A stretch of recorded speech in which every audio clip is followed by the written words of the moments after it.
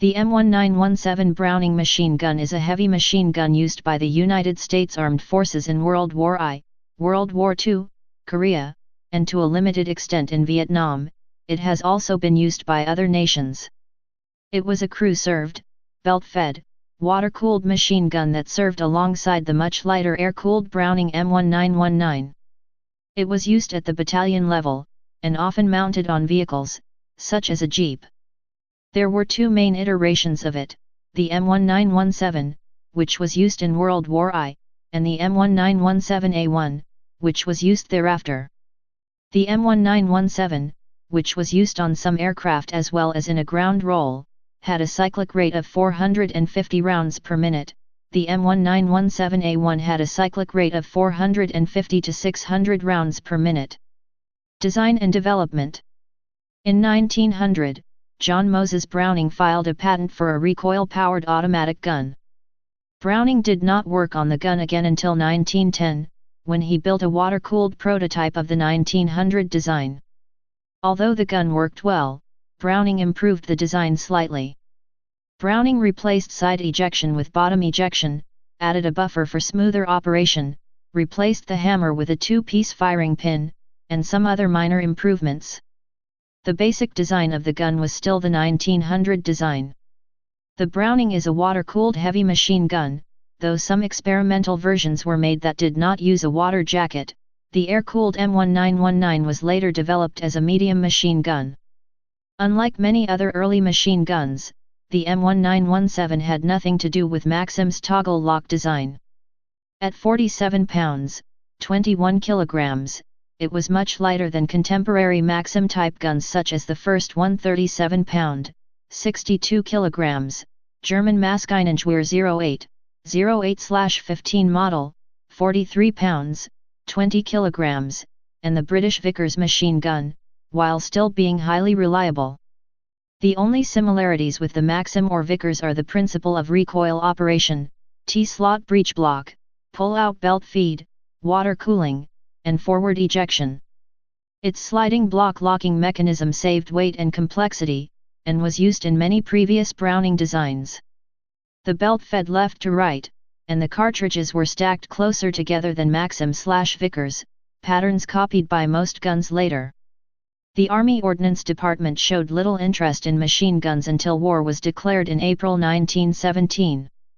At that time, the U.S. arsenal included only 1,100 machine guns, and most of those were outmoded. The government asked several designers to submit weapons. Browning arranged a test at the Springfield Armory in May 1917. In the first test, the weapon fired 20,000 rounds with only a few malfunctions mostly related to poorly loaded cloth belts. The reliability was exceptional, so Browning fired another 20,000 rounds through the weapon with one broken part, a broken sear at about 39,500. The Ordnance Board was impressed, but was unconvinced that the same level of performance could be achieved in a production model. Consequently, Browning used a second gun that not only duplicated the original trial, but it also fired continuously for 48 minutes and 12 seconds, over 21,000 rounds. The Army adopted the weapon as its principal heavy machine gun, utilizing the M1906.3006 cartridge with a 150 grain, flat base bullet. Unfortunately, production was a problem. Several manufacturers started producing the gun, but they had to set up the assembly lines and tooling. By June 30, 1918, Westinghouse had made only 2,500 and Remington had made only 1,600. By the time of the armistice, Westinghouse had made 30,150, Remington 12,000, and Colt 600. Until the start of World War I, the Army had used a variety of older machine guns, like the M1895 Colt Browning machine gun Potato Digger, which Browning had also designed, and weapons like the Maxim gun, the Bennett Mercy M1909, and the Hotchkiss M1914 machine gun. Although the Model 1917 was intended to be the principal U.S. Army heavy machine gun in the war, the Army was, in fact, Forced to purchase many foreign weapons, the French-produced Hotchkiss 8mm machine gun was actually the most numerous heavy machine gun used by the American Expeditionary Force. In 1926, the Browning's rear sight was revised to incorporate scales for both the new M1 ball, 172-grain boat tail bullet, and the M1906, 150-grain flat base bullet, ammunition. With M1 ball, the M1917 had a maximum range of about 5,500 yd, 5,000 m, with M2 ammunition, about 3,500 yd, 3,200 m. The rear sight had a battle sight as well as a raised leaf-type sight suitable for employment against either ground or air targets. Service. The M1917 saw limited service in the later days of World War I. Because of production delays, only about 1,200 Model 1917s saw combat in the conflict, and then only in the last 2.5 months of the war. Some arrived too late for combat service. For example, the 6th Machine Gun Battalion, fighting as part of the 2nd Division, did not exchange their Hotchkiss M1914 machine guns for Browning M1917 machine guns until November 14, 3 days after the armistice.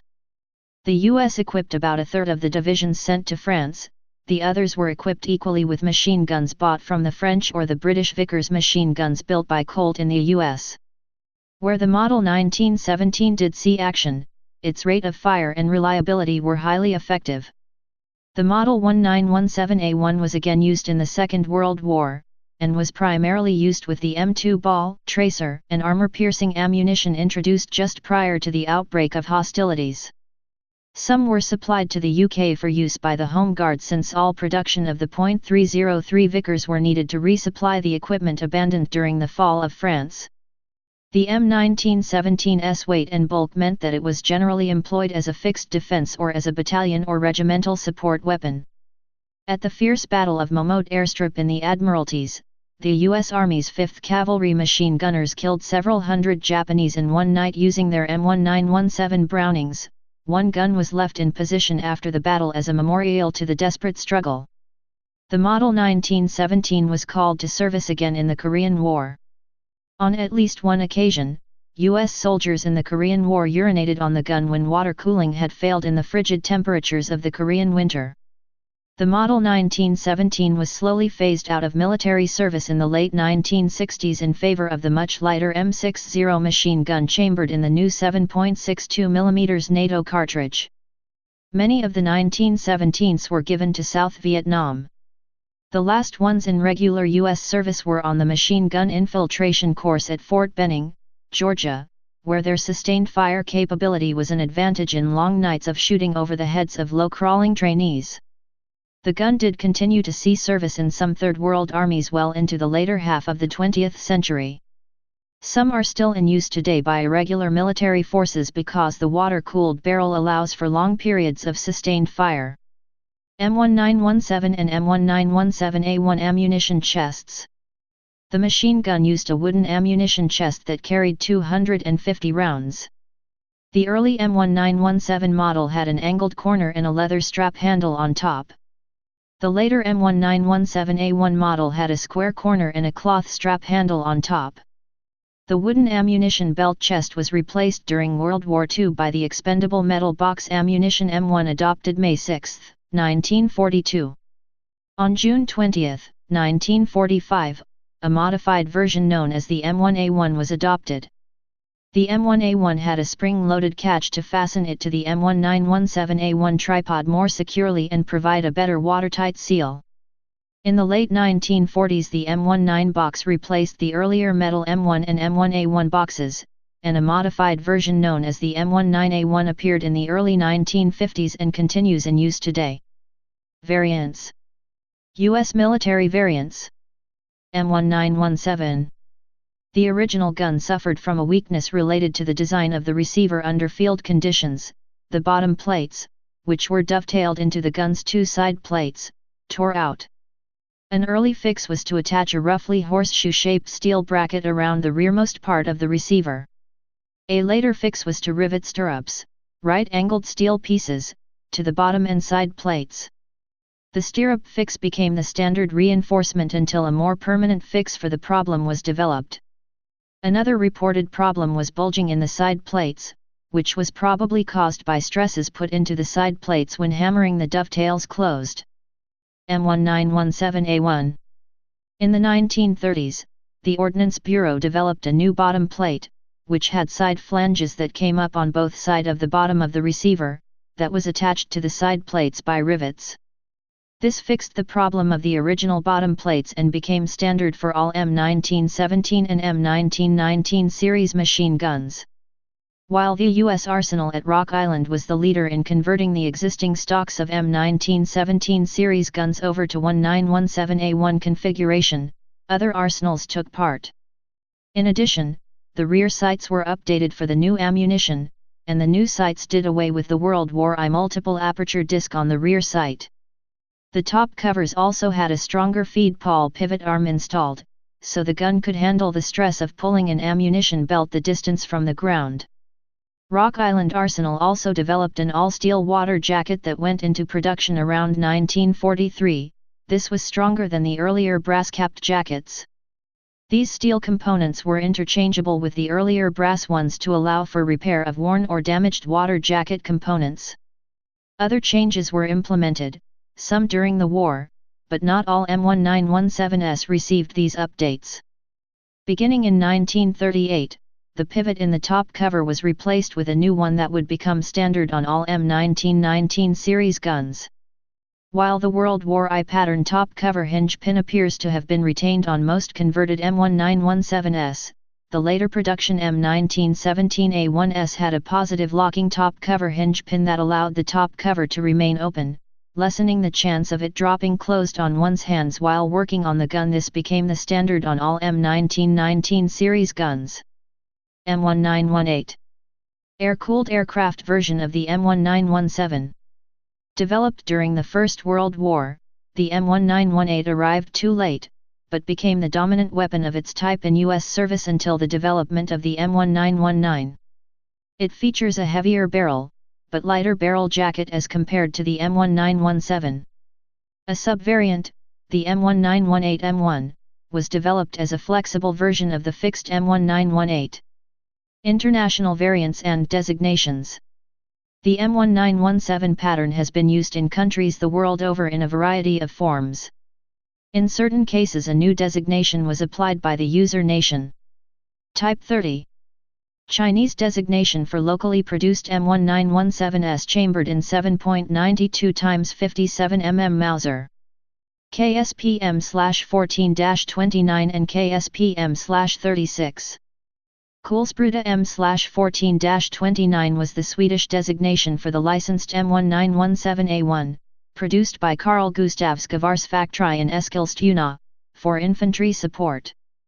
The main differences was that it was chambered in the standard caliber 6.5 x 55 mm, had spade grips and used the cooling jacket and tripod of the M/14, Schwarzlos, tripod, the machine gun the KSPM/14-29 replaced. Reason for replacement was simply manufacturing costs. 50 machine guns using the Browning mechanism could be made to the same cost as 30 Schwarzlos, which was discovered during the manufacture of Kulspruta M/22. The 6.5 mm bullet was found to be too light for long-range fire support and anti-aircraft use, so in 1932 the heavier 8 x 63 mm Patron M/32 cartridge was developed. As this resulted in a heavier recoil, a spring-loaded cradle replaced the back plate with a heavily spring-loaded buffer that acted as an extension of the standard Browning recoil buffer. This also replaced the regular spade grips with the ones integrated in the cradle. The cradle, now part of the weapon, would then be hooked onto a tripod M/36. This tripod featured, beside a 5x25 power optical sight, advanced elevation and traverse controls. The unprecedented recoil control and steadiness of the tripod made Dolph Goldsmith remark that this arrangement was undoubtedly the most accurate long-range rifle caliber machine gun ever made. For anti-air purposes, a double cradle was made to hold a matching pair of M/36. The right gun, lacking sights altogether, was fed from the right, while the left gun, with iron sights complemented with an AA sight ring, was fed from left. The cocking handles were located between the guns, while safety and triggers were individual for left and right. The special AA tripod had elongated legs and chains to either secure the tripod or hang weights on it for extra stability. These double cradles were also used as standard defense, mounted on a ring on the cab roof, on terrain vehicles and armored troop carriers like Durang Bil M/42 KP. The latter was used with good effect in the Congo crisis in the early 1960s. Until 1966, the M/14-29 and M/36 machine guns could use both the 6.5 mm and the 8 mm ammunition. Converting between the two was a matter of exchanging barrel, cartridge stop and bolt. In 1966, most were converted to 7.62 x 51 mm NATO. Some old models were retained in training used to use up the stores of obsolete ammunition. After the stocks were expended in the 1970s, all guns were rebarreled to 7.62 mm NATO. The weapons were finally taken out of service in the 1990s. CKMWZ.30. The CKMWZ.30 was an unlicensed Polish-built clone of the M1917 chambered in 7.92 x 57 mm Mauser. The modifications included new iron sights, V-notch rather than loophole, lengthened butt handle, lengthened barrel, simplified rifle lock for easier exchange of used-up barrels and better handling, mounting adapted for both anti-personnel and AA fire and sights and grips adapted to suit both purposes. Roughly 8,000 were built by Panstøa Fabrica Carabinau. M/29. Norwegian designation for the Colt M1917, mentioned in the following section, in 7.92 mm, used as the standard HMG and anti-aircraft weapon for the Norwegian Army from 1929 to 1940. The M/29 replaced the Hotchkiss M1914 machine gun in Norwegian service. In all, 1,800 M/29s were in Norwegian service by the time of the April 9, 1940 German invasion. The M/29 saw sterling service in the 1940 Norwegian campaign, often deployed as the only heavy weapon of Norwegian frontline units.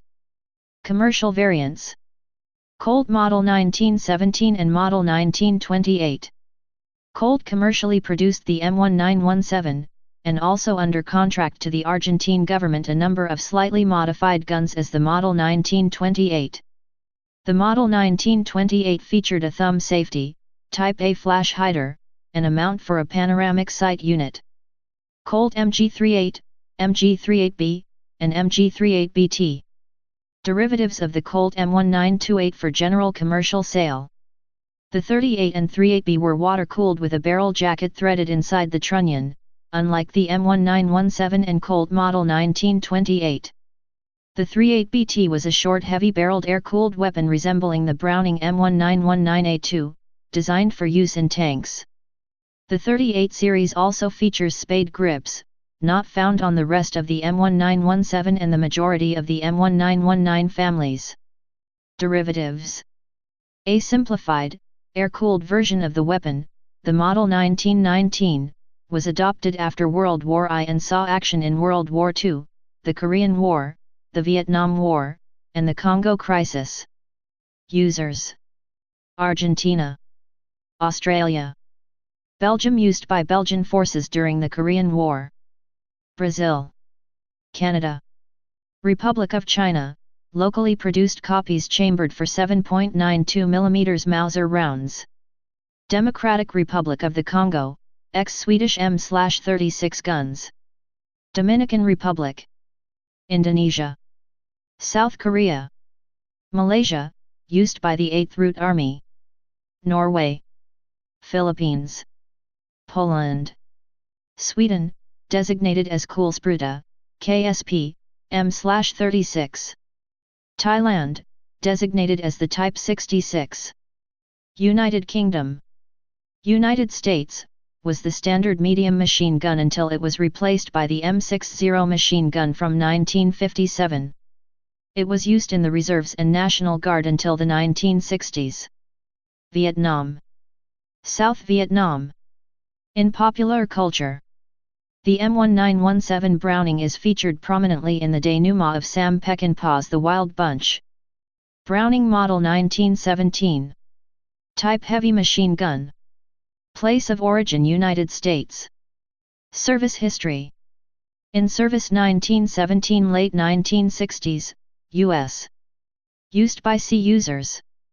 Wars World War I. World War II. Korean War. Vietnam War. Production history. Designer John M. Browning. Designed 1917.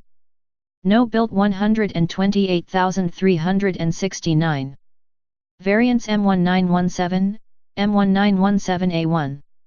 Specifications. Weight 103 pounds, 47 kilograms, gun, tripod, water, and ammunition. Length 980 millimeters. Barrel length 24 in, 609 millimeters. Cartridge .3006 Springfield. Action recoil operated automatic. Rate of fire 450 round/min, 600 round/min for M1917A1. Muzzle velocity 2800 feet/s, 853.6 m/s. Feed system 250 round fabric belt. Please subscribe and thanks for watching.